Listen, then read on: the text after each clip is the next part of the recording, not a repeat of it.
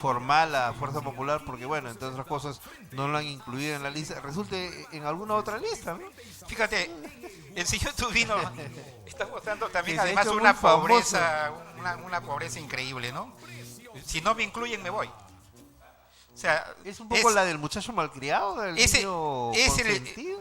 el típico chantaje político, ¿Ya? ¿no? Es un chantaje político, es una bravuconada de alguien que se sometió a Montesinos, ¿no? Que bajó la cabeza. Totalmente, Entonces totalmente. tienes dos extremos en la misma persona, ¿no? Uno de los que firmó la famosa Famo- acta de sujeción. acta de sujeción, en una sumisión, bajó la cabeza, se agachó, se arrodilló, se humilló, firmó, y ahora viene con bravacunadas las que ha tenido siempre en el Congreso, que es una manera de... eh, es un mecanismo de defensa del inconsciente respecto a tus propios defectos, ¿no es cierto? Claro, Entonces, interesante esa forma de ver. se puede esperar cualquier cosa del señor Tubino y todo esto, esta gente que ha estado en el Congreso, pero que además saben que pueden ser reelegidos, porque hay, lamentablemente el Perú somos un país que tenemos una gran deficiencia, un déficit moral y un déficit en la defensa de nuestra integridad, ¿no es cierto? Y entonces, que por otro lado tiene que ver con todo un sistema que ha buscado que las mentes del peruano no sea una mente crítica, independiente, sino que nos ha acostumbrado a pensar con la cabeza de otros y a ser seguidores ciegos de personajes que han ido creando ese espacio. Y entonces sigue siendo estas elecciones un proceso peligroso. No es tan simple cambiar el Congreso. Los bemoles que se pueden presentar pueden darnos también sorpresas. Por lo tanto, hay que hacer llamado a la gente más consciente, más responsable. No necesariamente a todos. Si bien es cierto, llamas a todos, no puedes confiar en que todos van a tener este proceso de integración, decimos sí, nos jugamos la patria, nos jugamos por la patria. No nos vamos a jugar mucho de los peruanos por la patria, nos vamos a seguir jugando por nuestros intereses personales, por nuestras adscripciones o afiliación política y vamos a renunciar a lo que es una necesidad del país. Y porque además, regidor, considero que es muy complicado que en apenas 2 meses y medio exista la posibilidad que de pronto algunas personas bien intencionadas, algunos ciudadanos de bien, algunas personas con capacidad programática, de propuesta, alcancen y tengan el tiempo suficiente. Fíjese, vamos a ubicarnos en nuestra región Lambayeque. Solamente Leonardo Ortiz tiene 200.000 electores. Para que uno pueda hacer una campaña en Leonardo Ortiz, y si lo decimos por experiencia porque hemos asesorado varias campañas ahí, se requiere no menos de medio año. Porque llegar a los 6 sectores de Villahermosa, 5 sectores de Urrunaga, la periferia hasta Culpón, es una cosa realmente increíble y con una logística muy fuerte. Y le estoy hablando solamente de José Leonardo Ortiz, sin mencionar todo el Valle de Saña, el sector de cooperativas, el circuito Mochica, toda la provincia de Lambayeque. O sea, realmente estamos hablando de un trabajo logístico y de campaña muy fuerte. Somos una región que tiene casi 1 millón de De electores, votantes, ¿no? así Casi un es. millón de Sí, sí, votantes. bordeamos el millón de votantes. Estamos hablando de 24 por 5, 120 candidatos Sí, sí, en sí, sí. Chiclayo, en Lambayeque. Nada menos. 120 candidatos. Y vamos a ver los 120 candidatos. Y bueno, hay algunos que tienen pues mucho dinero, Ah, bueno. ¿no? Y Sí. que si bien es cierto, en año y medio van a recibir como 400.000 soles, van a invertir en su campaña 1 millón, ¿no? Todo eso. Entonces, y por otro lado tenemos que esta vez sí están los 24 partidos. Están obligados, Están además de estar. obligados y no pierden la inscripción. Efectivamente. Y si tú divides el 100% entre los 24 partidos, da el 4%. Es decir, significa que más de la mitad de partidos no van a pasar la valla. Sí, es verdad. Entonces, lo que va a suceder que pasadas las elecciones se habrá reducido por lo menos a la mitad el número de organizaciones políticas y se será más fácil fortalecer los partidos políticos. Es una de las cosas buenas que vienen Claro. en este proceso electoral. Pero dentro de 120 candidatos, imagínate cómo escoger. Y luego viene el problema de las identidades políticas, ¿no? Y yo creo que una de las cosas que debe marcar escoger este candidato, los candidatos ahora en estas circunstancias tiene que ver más con su integridad moral, ¿no? Creo que ese debe ser el primer elemento. O sea, el primer requisito a considerar debe ser los valores ético-morales del candidato, ¿cierto? Claro, su integridad, su La trayectoria, integridad. su relación con la moral, con la ética, ¿no? El hecho de no haber estado involucrado en actos de corrupción, no ser parte de mafias, no tener antecedentes penales, creo que eso debe ser lo primero que hay que ver en cada uno de los candidatos, más allá de si sea joven O ya o de viejo, repente ¿no? un adulto. O un adulto. Lo importante es, me parece que ese es el primer elemento. Y luego ya ver respecto a qué considera que deben ser las cosas prioritarias del Congreso.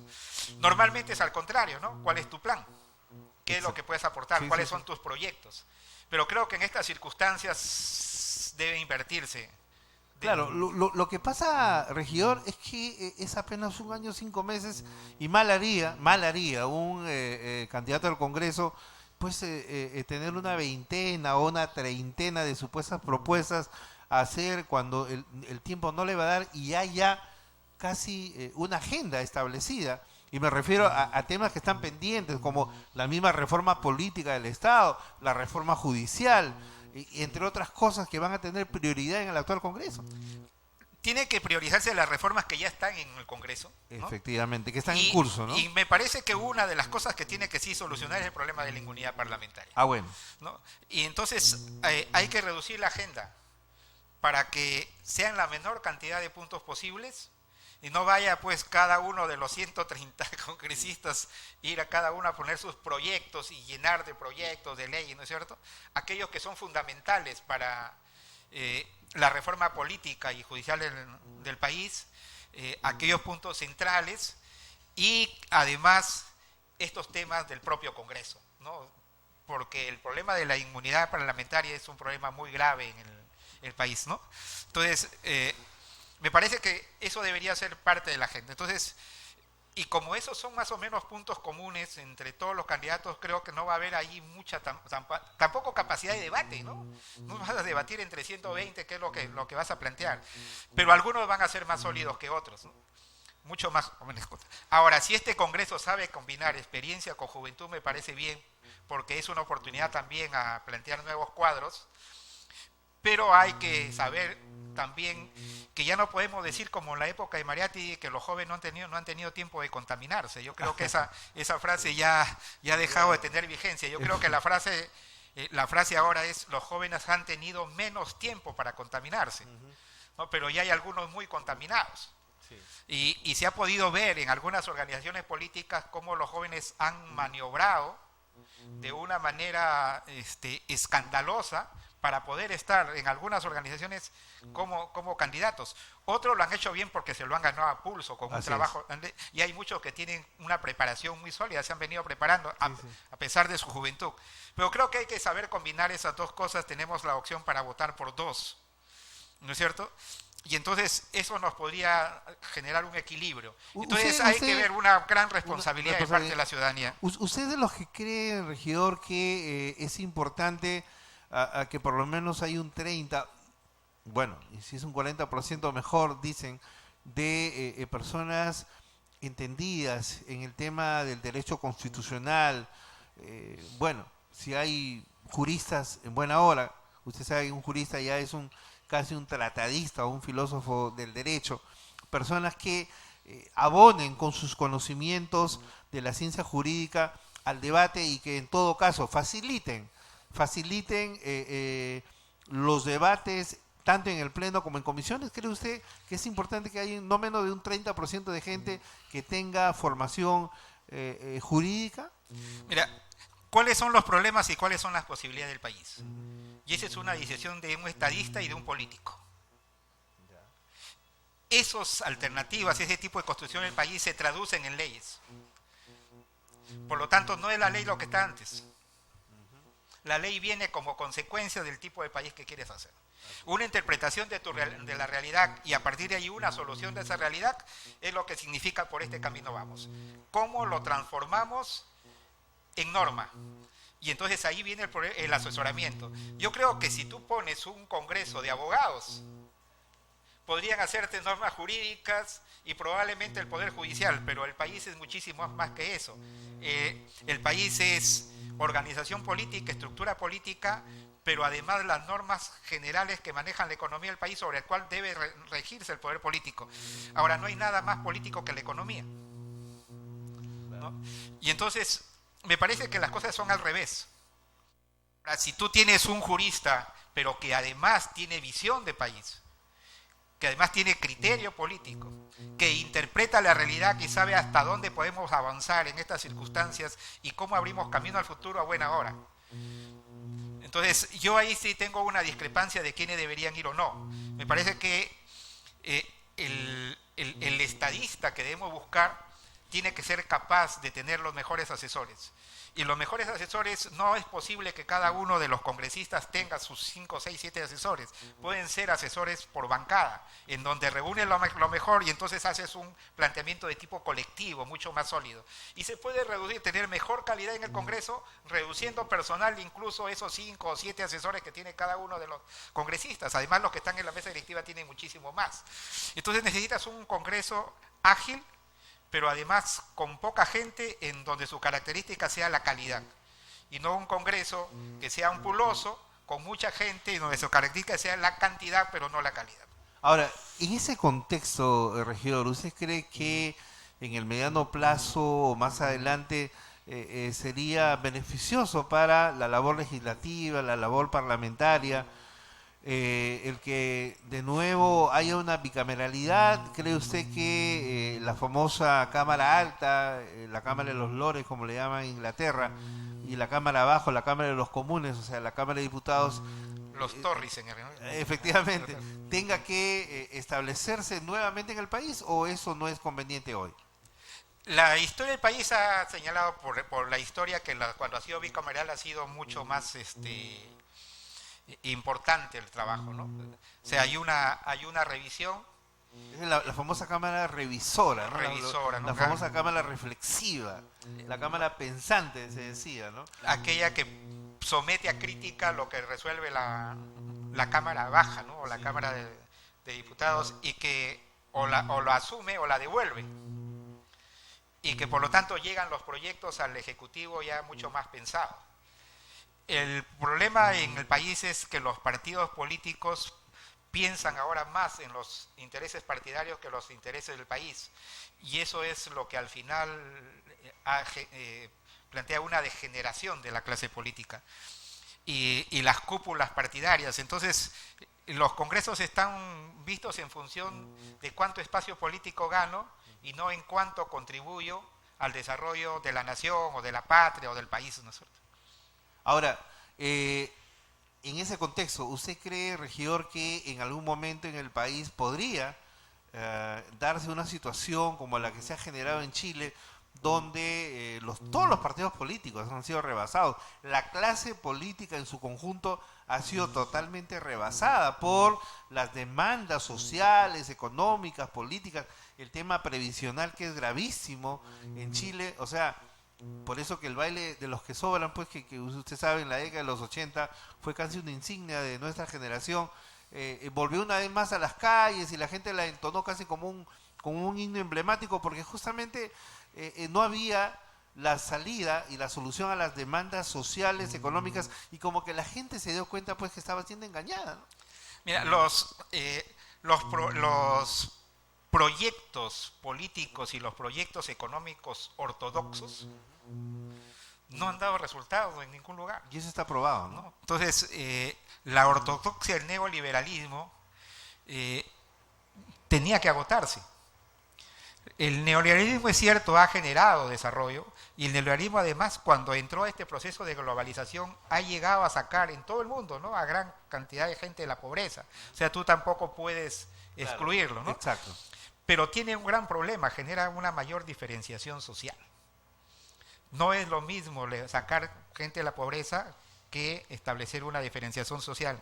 Y entonces unos cuantos tienen miles de millones de dólares. El presidente Piñera tiene una fortuna de, si no me equivoco, de alrededor de 2.000 o 3.000 millones de dólares. Es uno de los más grandes multimillonarios en Chile. Es de Chile, y uno está en la lista de los multimillonarios del mundo.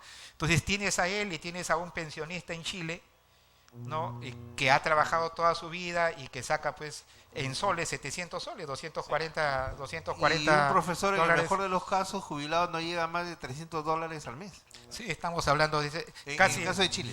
en el caso de Chile. Ahora, pero además hay otro problema, pues el costo de vida en Chile es mucho, pero por supuesto. es muy alto, entonces Pero esos por sueldos, supuesto. entonces esa gran diferenciación social se agota, ¿no?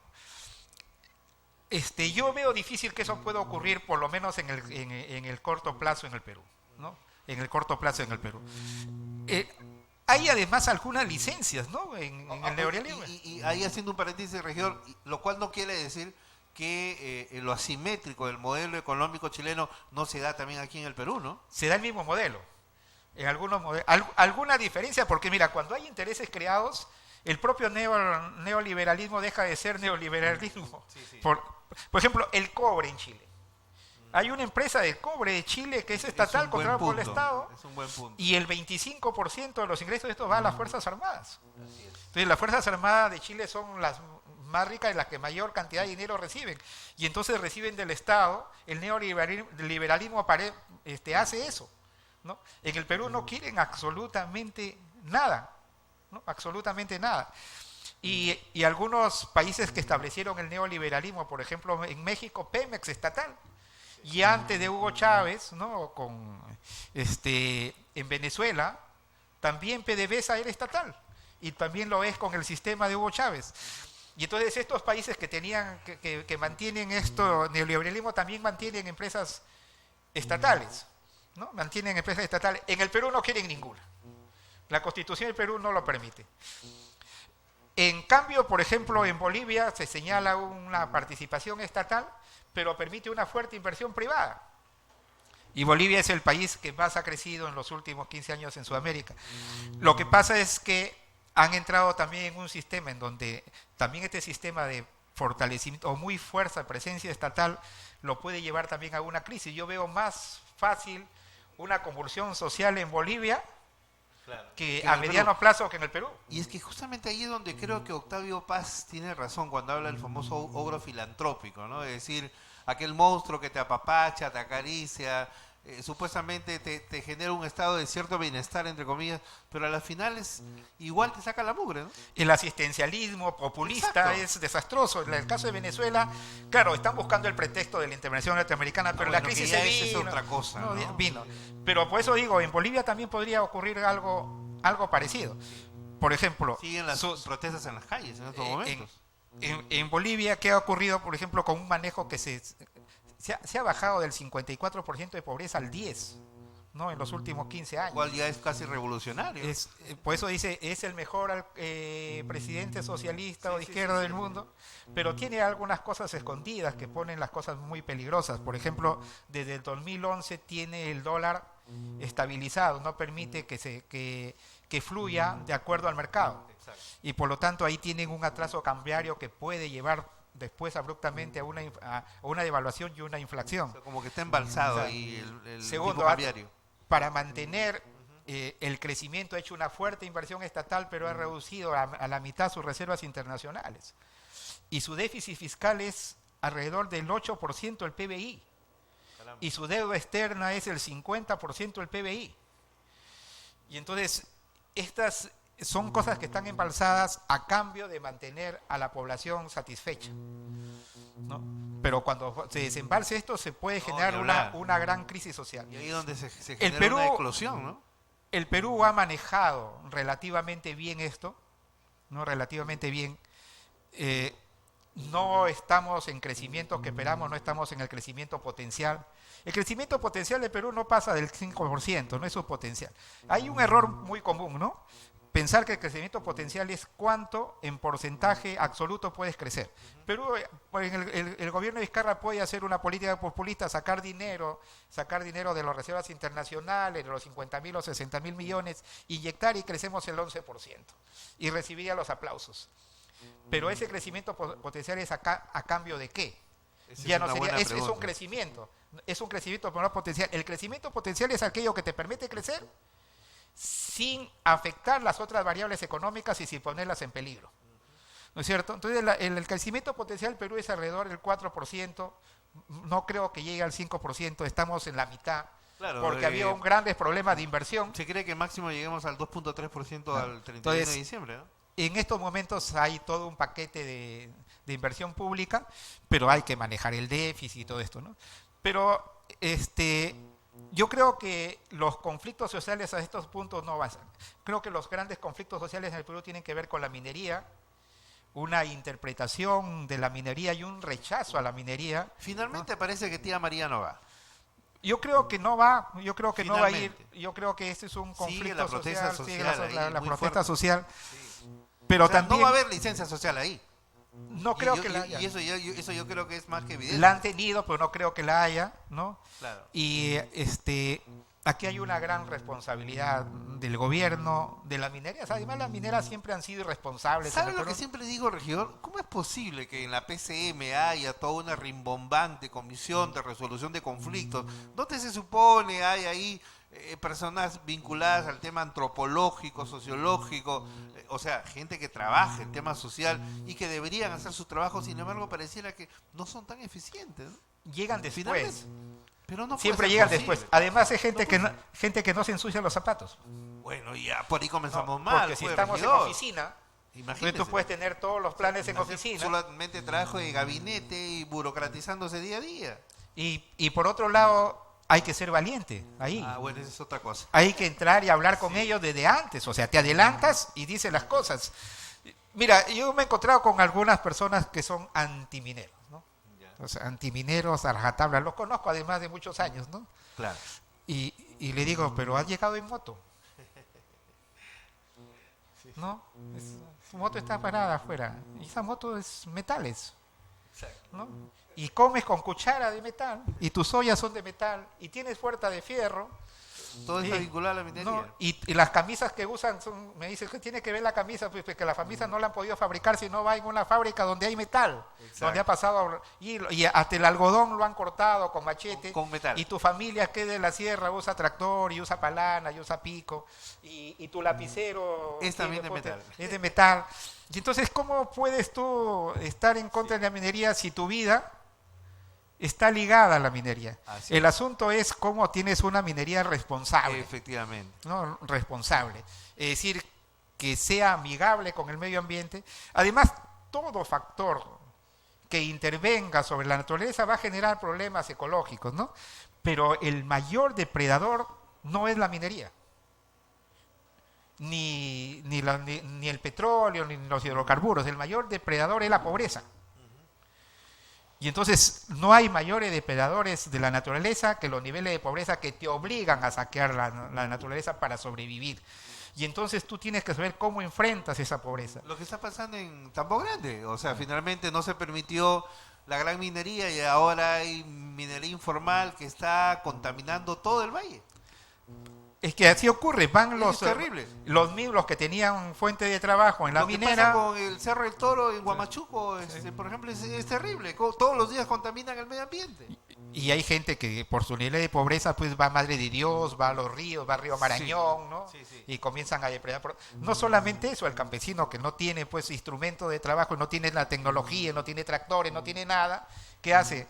Lo que ellos llaman rozan los cerros, cortan los árboles, los queman y siembran ahí, aprovechando la capa de humus, ¿no? Pero luego con las lluvias eso comienza a irse y comienza un proceso de erosión muy fuerte y se vuelven más pobres a largo plazo. Y entonces la pobreza es el mayor nivel de corrupción. ¿Usted cree que en algún momento Lambayeque pueda ser una región minera, habida cuenta que tenemos reservas de cobre en Cañariaco? He tenido la oportunidad de ir con algunos colegas de prensa al mismo delta de Cañaris, donde estaba, le hablo de hace 6 años, un campamento de la empresa que estaba ahí viendo este tema. Y justamente lo que queríamos ver hasta dónde era factible que la cabecera de agua, el colchón de agua, donde nace el agua, iba a ser comprometida justamente con el tema, porque lamentablemente la minería siempre se ubica en las cuencas acuíferas, ¿no? Entonces ese es un tema que ha quedado ahí pendiente. Tengo entendido que la comunidad campesina de Cañaris le ha dicho que no, pero ¿cuál es su visión? ¿Usted cree que en algún momento Lambayeque podrá ser una región minera, por ejemplo, pensando en el tema de Cañaris? Mira, no conozco el tema de cerca, ni cuánto puede afectar, pero sí te puedo decir lo siguiente, hay una falsa oposición, o minería o agricultura. Claro, es como una dicotomía, ¿no? Y es una falsa dicotomía, ¿no? Exacto. Porque tú puedes hacer minería y agricultura. Exacto.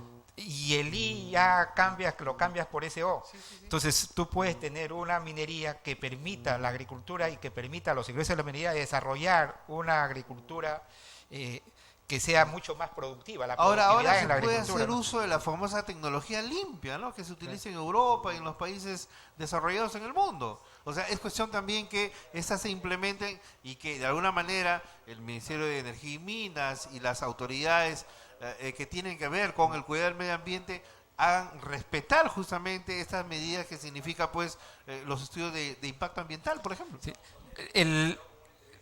Lo que pasa y un tema que hay que solucionar es la confianza que tenga la población a las mineras, ¿no? Ese es otro tema. Entonces, las mineras no han dado muestras Y el de... caso de Sauder no necesariamente ha sido Entonces tienen Cerro precedentes de Pasco, terribles. La Oroya, Tienen oiga, precedentes terribles. Mira, yo te doy un ejemplo aquí en Lambayeque, A en Reque, cuando iban a hacer esta Sí, planta sí. de Tinto, ¿no? de Río Tinto.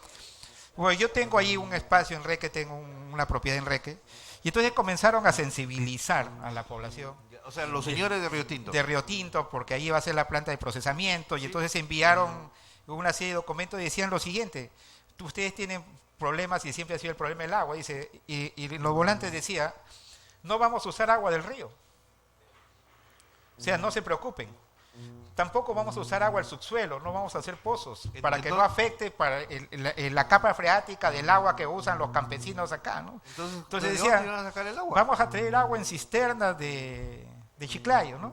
Vamos a traer de otros lugares el agua en cisternas. Y eso lo decían, entonces la gente decía, muy bien, lo vamos a hacer. Pero eso a mí, ¿qué me importa? ¿De dónde sacas el agua? O sea, yo no soy una persona pues que me puede decir, me está tratando como un deficiente mental. Exacto. ¿no? Porque yo lo leo y le digo, a mí no me importa si lo sacas del río, ¿no? O lo traes en vez de que se pierda el río, el Reque en el agua. No, a mí lo que me produce y me preocupa es los residuos que vas a dejar. Así es. Lo que venga como Los famosos relaves, ¿no? ¿Y a dónde van? ¿Y cuál es el procedimiento? Que el agua lo obtengas de un pozo por allá, lo obtengas de Reque, la traigas de Chiclayo, no importa dónde traigas el agua. Pero ellos te orientaban de esa manera, ¿no? Y entonces te tratan de tontito. Sí. Y tú comienzas entonces a tener aversión a la minería. Y dices, oye, ¿qué pues, no? Y comienzas a hacer un rechazo y decir, careces absolutamente de sinceridad, te burlas de la gente, y la mayoría de la gente pues a veces está desprevenida con tantas tareas, no te das cuenta de lo que te están diciendo. Exacto. Entonces cuando yo recibí eso, dije, no puede ser, ¿no?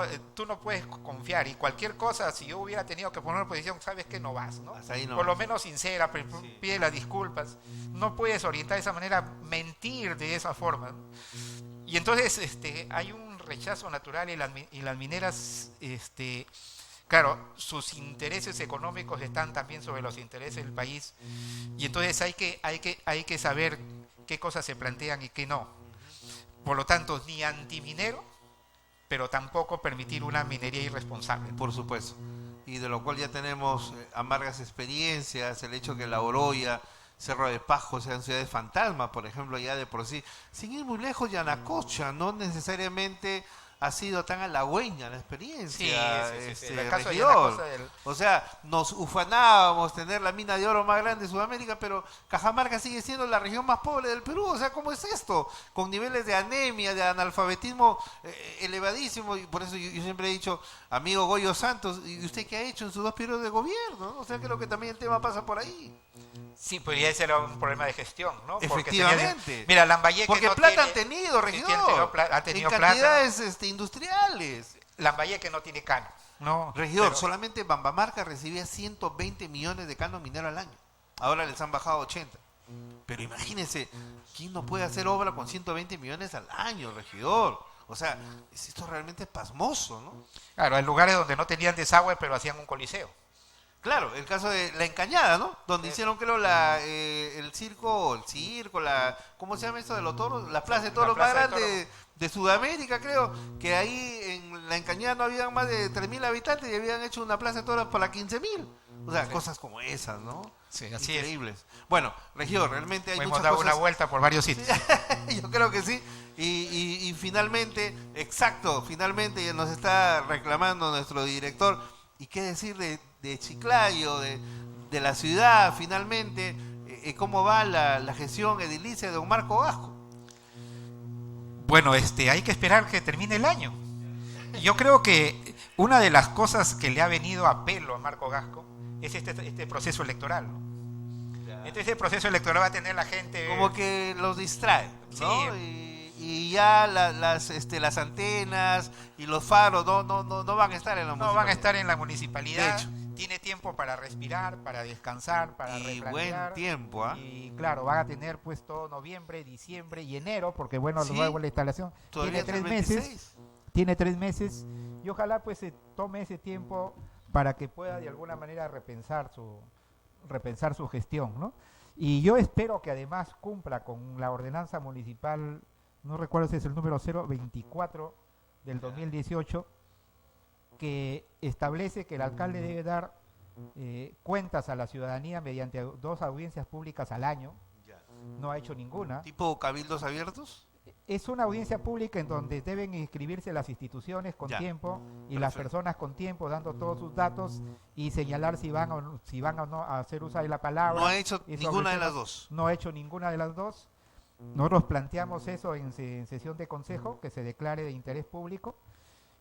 Lo desestimaron por mayoría. Bueno, Dijeron no. A pesar que está la ordenanza, él debería ser el primero en dar pero por supuesto. en dar cumplimiento a la ordenanza. Él debe dar el ejemplo. Es una ordenanza para que él la cumpla. Dice, señor alcalde, usted tiene que hacer esto. Ya no las ordenanzas que dicen a la población tienes que hacer esto. Esta ordenanza dice, señor alcalde, usted tiene que hacer eso. Y él entonces, como primer ciudadano, es el primero en cumplirlas. Yo espero que esa información la dé. No Por lo porque- menos. Por lo menos porque además ya tendríamos una información. Los regidores no tenemos una información. Mira, lo lamentable es que el propio alcalde Gasco no tiene información. Bueno, eso sí es lamentable. Una de sus declaraciones dice, no puedo hacer nada porque hay 500 millones de soles de deuda. Esa no es la información que tenemos nosotros. En la primera sesión de consejo se señaló que la deuda era de 140 millones. ¿Y de dónde Y el salen los alcalde 500? no sé de dónde saca 500 millones. Ha tenido un problema con la camioneta que está usando, que alquila la municipalidad, alquila una camioneta privada, y la han estado arreglando en el taller de la municipalidad, ¿no? Entonces, si todavía alquila una camioneta, tiene que estar en buen estado, Pero y el por supuesto. propietario tiene... Pero él no sabe de quién es la camioneta, bajo qué término lo han contratado, qué dice. Entonces, él la usa, pero no sabe absolutamente nada de eso, ¿no? Cuando se le pregunta cuál fue el destino del dinero, cuál ha sido el destino de esos más de 50 millones de soles de recaudación que va hasta ahora y la mete 69 millones, es decir, casi 20 millones más que el año pasado, tampoco sabe el destino de esto. Dice que hay deudas que pagar, ¿no es cierto? No conoce esto. Luego hay 27 proyectos presupuestados comprometidos con presupuesto de obras. Hasta hace 15 días solo habían salido 4 a licitación. Habían 23 y él no sabía por las razones. Una lo decía de modo general, los expedientes técnicos mal hechos, pero no sabe cuánto se ha avanzado. Se acordó la reestructuración del Centro de Gestión Tributaria el 9 de enero en un plazo de 100 días. En el mes de octubre, que hemos tenido sesión, el día 14 de octubre, ¿Finalmente se dio eso? finalmente dieron el informe, cómo iba la reestructuración. Y el informe fue que no se había avanzado nada. Qué increíble. Absolutamente, ese fue el informe. Y el gerente, el Ese nuevo ya es gerente digno dice, de bueno, Ripley. yo no he encontrado nada, claro, y a mí recién me han puesto en el cargo, son el tercer gerente, pues, ¿no? Pero es una responsabilidad del alcalde. Es una decisión, además fue planteada por él la Totalmente, reestructuración. ¿no? Totalmente. Entonces no tenían ni siquiera el perfil de lo que querían hacer. Eso es increíble. Entonces, y por otro lado, los grandes instrumentos de gestión. Si bien hay el plan estratégico que está relativamente bien elaborado, pero eso es para actividades operativas, para medir los avances ya de cosas muy fijas. Pero en los grandes instrumentos de gestión, el plan de desarrollo metropolitano, no se ha avanzado absolutamente nada.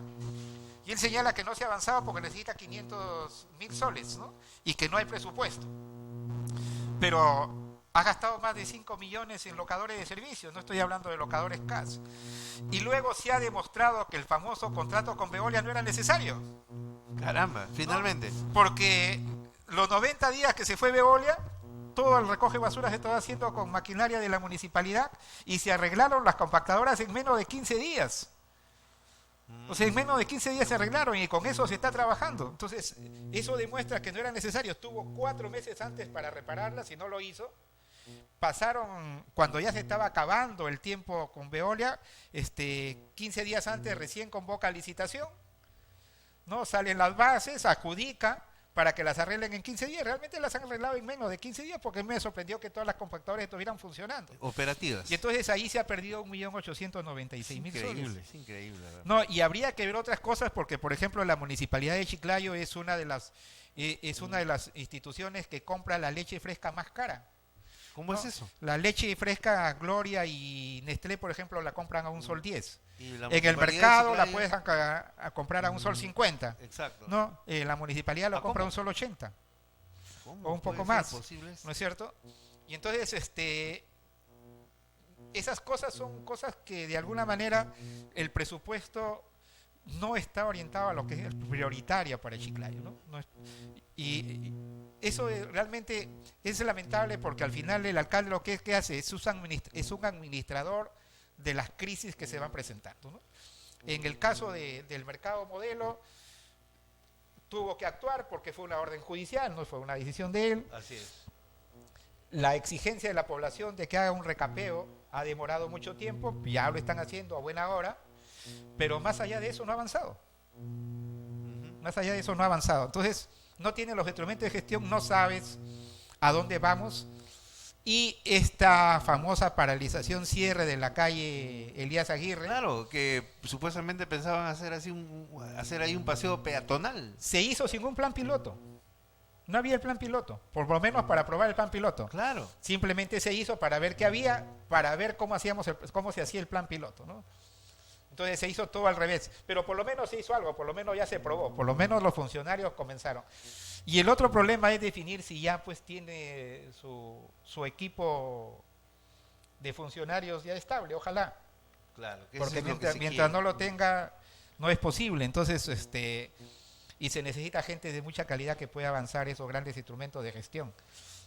He ahí el detalle, diría Mario Moreno Cantinflas. Bueno, regidor, realmente siempre es edificante, constructivo, dialogar sobre el país, la región y la ciudad. Con usted vamos a seguir invitándolo para seguir hablando. Esto da para más. El proceso electoral recién comienza. Yo creo que vamos a tener mucho que comentar en los próximos días respecto a los cuadros que de repente de alguna forma están presentando los partidos, ver en qué medida, qué es lo más conveniente para la región hoy. Y yo creo que hay muchas cosas que decir en lo sucesivo, regidor. Sí, vamos a tener 2 meses de una Es una campaña realmente enorme maratónica, cantidad de candidatos por todos lados. Vamos a estar mareados y bueno, vamos a ver cómo salimos de ese mareo. ¿no? Y en Navidad va a haber Papá Noeles en cantidades industriales. Sí, yo creo que sí. Bueno, regidor, sí. Para bien de la chocolatada de los miles de pueblos jóvenes que hay en la región Lambayeque. Bueno, regidor, muchas gracias por su presencia hoy y como siempre, reconocidos por estar con nosotros. No, muchas gracias. Y a ustedes también, amigos de Destape Televisión, seguimos para adelante. Como diría Fernando Belaúnde Terry, sin camiones, sin matones y sin millones, igual seguimos para adelante. Muchas gracias.